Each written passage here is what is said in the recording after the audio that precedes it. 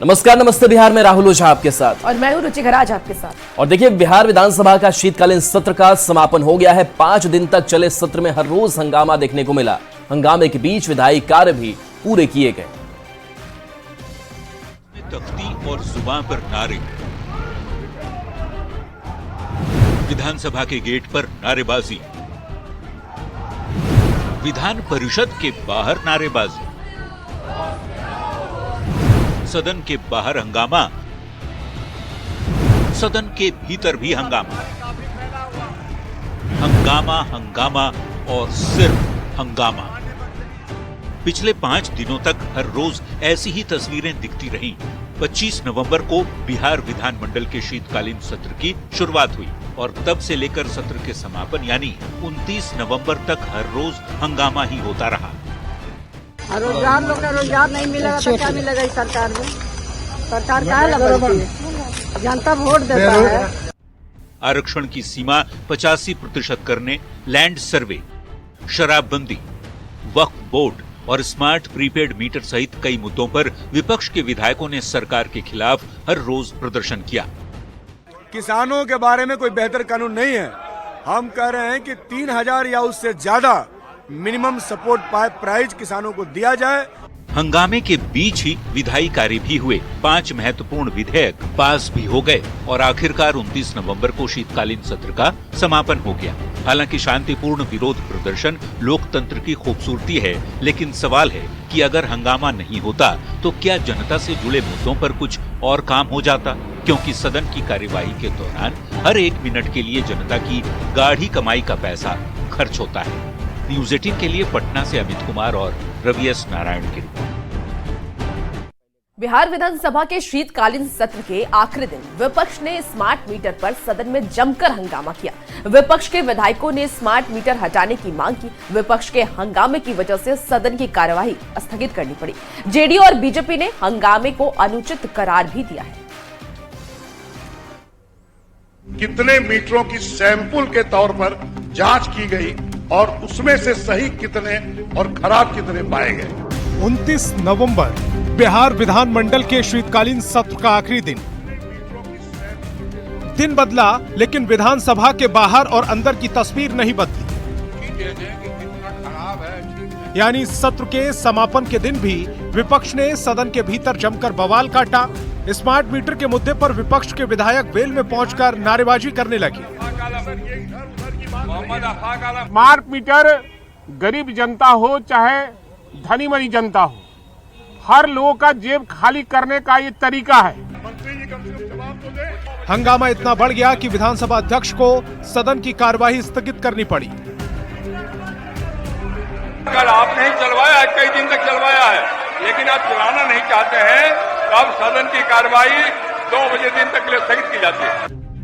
Smart meter पर बिहार विधानसभा के शीतकालीन सत्र के दौरान कमोबेश हर रोज इसी तरह का हंगामा देखने को मिला। माले ने तो स्मार्ट मीटर के मुद्दे पर बिहार बंद की घोषणा कर डाली।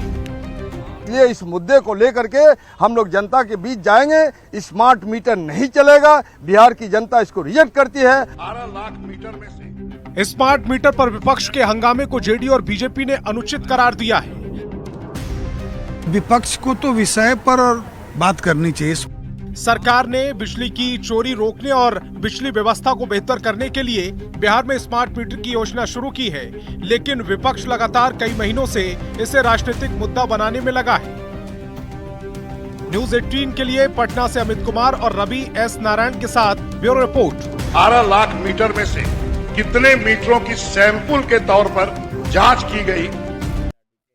महाराष्ट्र में कांग्रेस की हार के बाद चुनाव आयोग पर आपत्तिजनक टिप्पणी पर सियासी बवाल मच गया है। केंद्रीय मंत्री ललन सिंह ने कांग्रेस पार्टी पर हमला बोला। ललन सिंह ने कहा कि कांग्रेस हार के बाद बौखलाई हुई है। वहीं स्मार्ट मीटर पर तेजस्वी के आरोपों पर जवाब देते हुए कहा, स्मार्ट मीटर में क्या समस्या है? चुनाव हार गई, उस हार से उबर नहीं पा रही है। अब उस हार को कवर अप करने के लिए सदन नहीं चलने देना, अनर्गल आरोप लगाना। जनता, प्रजातंत्र में जनता मालिक होती है और जनता ने उनका फैसला दे दिया। बहुत उछल रहे थे। स्मार्ट मीटर को लेकर के तेजस्वी यादव कह रहे स्मार्ट मीटर नहीं स्मार्ट चीटर। स्मार्ट मीटर में क्या प्रॉब्लम है भाई? बिजली, आप कोई भी बिजली जला रहे हैं तो बिजली जला रहे हैं तो बिजली का भुगतान तो होना ना चाहिए। तो स्मार्ट मीटर वही है ना कि आप अपना जितना चार्ज करिए, जितना बिजली जलाइए उसका उतना भुगतान करिए। महाराष्ट्र में कांग्रेस की हार के बाद निर्वाचन आयोग पर आपत्तिजनक टिप्पणी को लेकर के सियासत गर्म है। उपेंद्र कुशवाहा ने इसे हार की बौखलाहट में दिया गया बयान बताया है। उन्होंने इस तरह के बयान को दुर्भाग्यपूर्ण भी बताया। देखिए, लोग हार की बौखलाहट में जो मर्जी बोलते हैं, लेकिन इस तरह की भाषा का इस्तेमाल राजनीति में लोग करें, ये भी दुर्भाग्यपूर्ण स्थिति है। कांग्रेस के बड़े नेताओं को संज्ञान लेना चाहिए। इस तरह आलोचना आप किसी की कर सकते हैं, लेकिन इस तरह की भाषा का इस्तेमाल, इस तरह के शब्दों का इस्तेमाल, ये कहीं से इसको उचित नहीं कहा जा सकता। सांसद पप्पू यादव ने दावा किया है कि बिहार में कांग्रेस के नेतृत्व में सरकार बनेगी। कांग्रेस सरकार में बड़े भाई की भूमिका में होगी। जब उनसे आरजेडी की भूमिका के बारे में पूछा गया तो उन्होंने फिर दोहराया कांग्रेस बड़े भाई की भूमिका में होगी। पप्पू यादव ने नीतीश कुमार को सलाह दी है कि बीजेपी के रहते नीतीश कभी सत्ता में नहीं आ सकते हैं।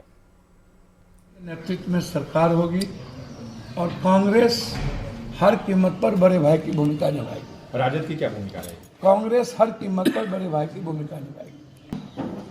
नीतीश जी हर परिस्थिति में बीजेपी वाले आपको नहीं छोड़ेंगे, आपको खत्म करेंगे। हम एज ए छोटे भाई आपसे आग्रह कर रहे हैं, वक्त है, ऐसी पार्टियों को मजबूत मत कीजिए जिससे आपकी विचारधारा, आपका इतिहास मिट जाए।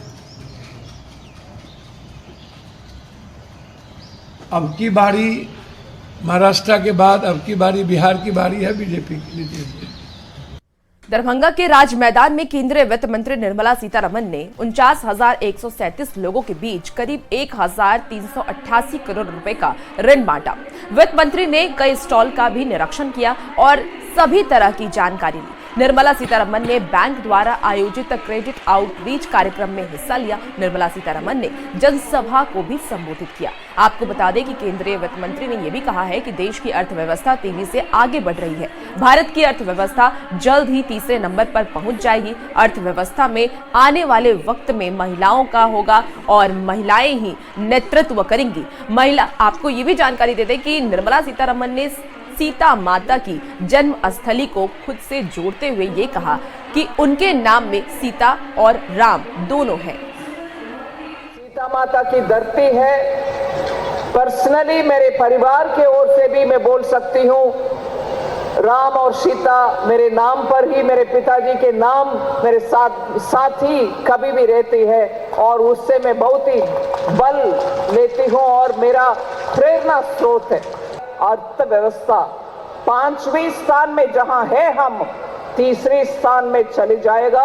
अगले एक आध साल में इसका नेतृत्व महिला के हाथ में होगा। मैं माता सीता की धरती में खड़े होकर के इस बात को आपके सामने रखना चाहती हूँ।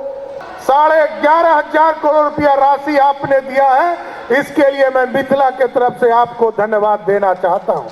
आप बिहार के विकास के लिए, चाहे वो एम्स हो या एयरपोर्ट हो या बिहार के इंफ्रास्ट्रक्चर को ठीक करने के लिए 24,000 करोड़ रुपया हमको नया एक्सप्रेसवे बनाने के लिए देने का काम किया है। केंद्रीय वित्त मंत्री के दरभंगा आगमन को लेकर पूरा एनडीए गठबंधन गदगद दिखा। मंच से संबोधन में सभी नेताओं ने निर्मला सीतारमण को माता लक्ष्मी का रूप बताया। निर्मला सीतारमण के साथ मंच पर उप मुख्यमंत्री सम्राट चौधरी, जेडीयू के कार्यकारी राष्ट्रीय अध्यक्ष संजय झा, केंद्रीय मंत्री चिराग पासवान, मंत्री हरीश सहनी, दरभंगा के सांसद गोपाल जी ठाकुर के अलावा मधुबनी के अशोक यादव और नगर विधायक संजय सरावगी मौजूद थे। सभी नेताओं ने निर्मला सीतारमण को मां लक्ष्मी का रूप बताया और आभार जताया। बहुत बड़ा काज हमरा सबके सीता के धरती पर, जगत जननी जानकी जगदम्बा के धरती पर आदरणीय निर्मला सीतारमण जी लक्ष्मी स्वरूप मिथिला में आकर। मैं 1 मिनट टाइम लूंगा। इस बार जब अपना बजट पढ़ रही थी आप सब लोग सुन रहे होंगे, इस बार जब पार्लियामेंट में आदरणीय वित्त मंत्री जी बजट पढ़ रही थी तो शायद पहली बार बिहार की बाढ़ की चर्चा देश के संसद में किसी वित्त मंत्री ने किया तो आदरणीय निर्मला सीतारमण जी ने बिहार की बाढ़ की चर्चा की, बिहार के समस्याओं का निदान का रास्ता निकाला। और लोग कहते थे कि ये बजट तो लगता है कि बिहार का बजट है। एक आर्थिक मजबूती देने का कार्य किया, बल्कि देश को की अर्थव्यवस्था को मजबूत करते हुए हम सबके जीवन के हालातों को बेहतर करने का कार्य किया। आज हम लोग को गर्व होता है जब हम लोग ये कहते हैं, और इसका श्रेय पूर्णतः हमारी वित्त मंत्री साहिबा को भी जाता है। आज जब हम लोग इस बात को कहते हैं कि आज भारत दुनिया की 5वीं सबसे बड़ी अर्थव्यवस्था बना है, तो ये देन हमारे प्रधानमंत्री आदरणीय नरेंद्र मोदी जी की है, ये देन हमारी वित्त मंत्री साहिबा की है। केंद्रीय मंत्री चिराग पासवान ने मानवता की मिसाल पेश की है। बीच सड़क पर 2 घायल को चिराग ने खुद उठाया और उन्हें अस्पताल पहुंचाया। चिराग की मदद की वजह से 2 युवक की जान बच सकी है। ये रिपोर्ट देखिए।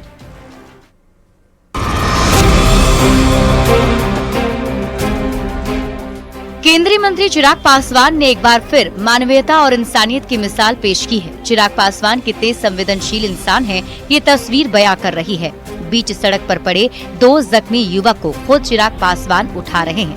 दरअसल चिराग पासवान वैशाली में अपने काफिले के साथ NH 22 से गुजर रहे थे, तभी दुर्घटना में घायल 2 युवकों को सड़क पर तड़पते हुए देखा। फिर चिराग पासवान ने तुरंत अपने काफिले को रोका, सड़क हादसे में घायल 2 युवकों की मदद की और उन्हें अस्पताल भिजवाया। एक्सीडेंट होके पड़ा था तो चिराग जी भेजवाया अपना गाड़ी से। क्या आदमी घायल है? 2 आदमी। तो आदरणीय नेता चिराग पासवान जी जा रहे थे, गाड़ी रोके, उन्होंने कहा, देखा तो पहले उन्होंने हमसे कहा कि आपकी गाड़ी पीछे है, ला दो इसको और पहले हॉस्पिटल ले जाओ। उस सराय में कोई एक्सीडेंट, रोड ट्रैफिक एक्सीडेंट का है, तो माननीय मंत्री चिराग पासवान जी के द्वारा भेजा गया है। तो देखें, अभी हम लोग बेसिक जो प्राइमरी इलाज है वो करवा रहे हैं। केंद्रीय मंत्री चिराग पासवान की मदद से घायल दोनों युवक की जान बच गई। दोनों युवक को पटना रेफर किया गया है। दरअसल चिराग पासवान पटना से दरभंगा जा रहे थे। इसी दौरान हाजीपुर मुजफ्फरपुर NH पर अज्ञात वाहन की टक्कर से घायल 2 युवक सड़क पर ही तड़प रहे थे, जिसके बाद चिराग पासवान ने उन्हें खुद उठाया और सुरक्षा कर्मियों की मदद से अस्पताल भिजवाया। चिराग पासवान का ऐसा वीडियो पहले भी कई बार सामने आ चुका है। इससे पहले 7 जुलाई 2024 को भी पटना से जमुई जाने के दौरान रास्ते में उन्हें एक बुजुर्ग व्यक्ति मिले थे जो गंभीर रूप से घायल थे। चिराग पासवान ने उनकी मदद कर उन्हें फौरन अस्पताल पहुंचाया था। न्यूज़ 18 के लिए वैशाली से प्रफुल्ल कुमार की रिपोर्ट।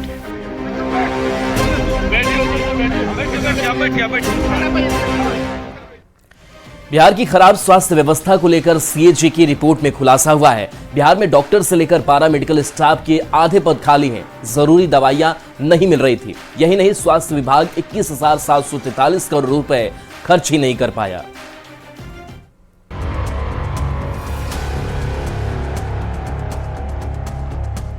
इस तस्वीर ने हर किसी को झकझोर कर रख दिया, तो इस दूसरी तस्वीर ने छपरा के स्वास्थ्य विभाग की पोल ही खोल कर रख दी।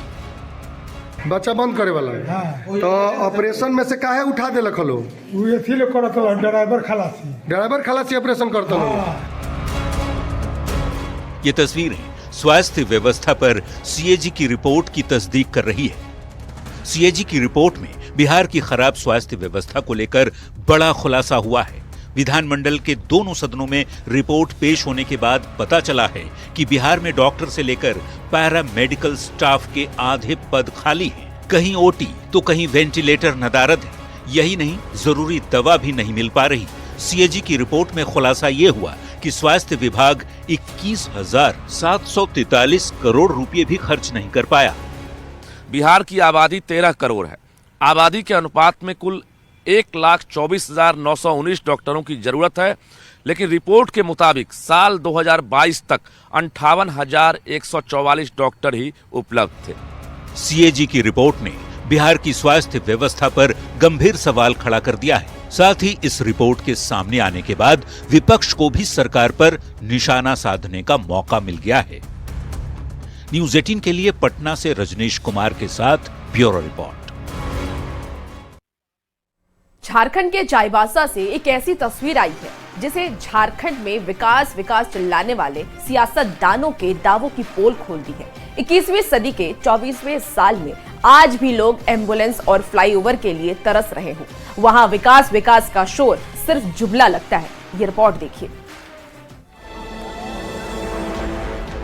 21वीं सदी के 24वें साल के 11वें महीने में विकास के मुंह पर तमाशा मारती इस तस्वीर को देखिए। ये तस्वीर उस प्रदेश की है जहां अभी अभी चुनाव हुए हैं, विकास के खूब दावे हुए हैं,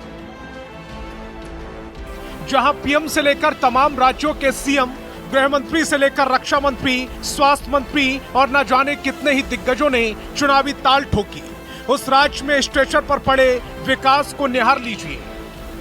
तस्वीरें चाईबासा के जैतगढ़ के पास की हैं, जहां झारखंड और ओडिशा सीमा पर मरीजों को एम्बुलेंस तक नहीं मिलती, फ्लाईओवर नहीं मिलता।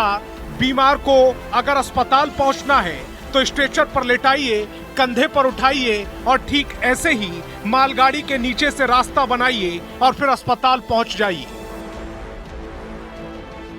बताया जा रहा है कि इस मरीज को भी स्ट्रेचर के सहारे इलाज के लिए ओडिशा क्षेत्र के चंपुआ अस्पताल ले जाया गया। ये तस्वीर विकास विकास चिल्लाने वाले सियासतदानों से पूछ रही है, कहां है विकास, कहां है आधुनिकता, कहां है आपके दावों वाला भारत। हकीकत आपके सामने है।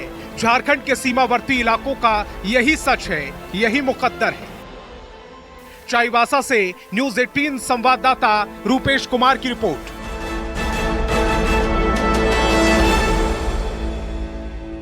शिक्षा विभाग ने टीआरई 3 के सफल अभ्यर्थियों बीपीएससी से चयनित एचएम, हेड टीचर और सक्षमता 2 पास के लिए काउंसलिंग की तिथि का ऐलान कर दिया है। जहां टीआरई 3 के अभ्यर्थियों की काउंसलिंग 16 से 20 दिसंबर तक चलेगी, वहीं एचएम और हेड टीचर की काउंसलिंग 9 दिसंबर से 13 दिसंबर तक होगी। सक्षमता 2 पास शिक्षकों की काउंसलिंग भी 23 से 31 दिसंबर तक होगी। टीआरई 3 के अभ्यर्थियों की काउंसलिंग से पहले उन्हें जिला आवंटित बीपीएससी करेगा, तब उन जिलों में अभ्यर्थी काउंसलिंग में भाग ले सकेंगे।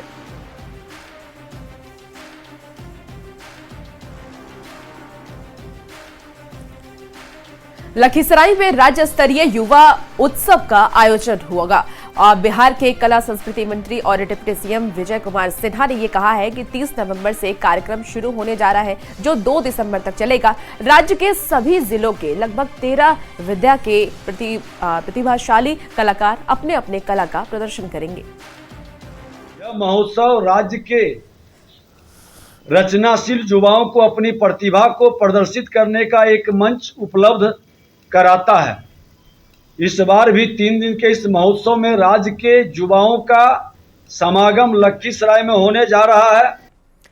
पूर्व सांसद आनंद मोहन के बेटे चेतन आनंद और चिराग पासवान के बीच बयानबाजी का मामला तूल पकड़ता जा रहा है। शिवहर के 0 माइल चौक पर दोनों के समर्थकों ने एक दूसरे का पुतला जलाया। इस मामले को लेकर फ्रेंड्स ऑफ आनंद और एलजेपी आरवी कार्यकर्ता आमने सामने नजर आए।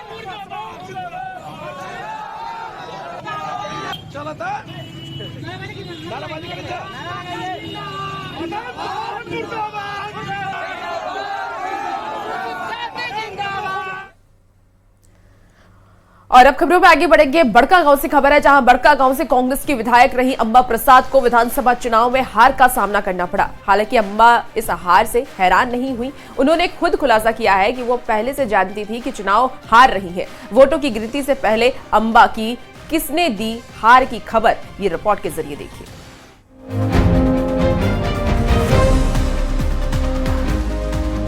कभी घोड़े पर बैठ विधानसभा पहुंचकर सुर्खियों में छाने वाली अंबा प्रसाद इस बार विधायकी खो चुकी हैं।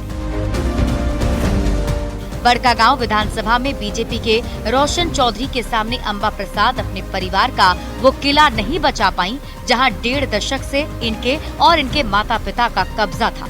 2019 के चुनाव में सबसे कम उम्र के विधायक बन इतिहास रचने वाली अंबा प्रसाद इस बार खुद इतिहास बन गयी।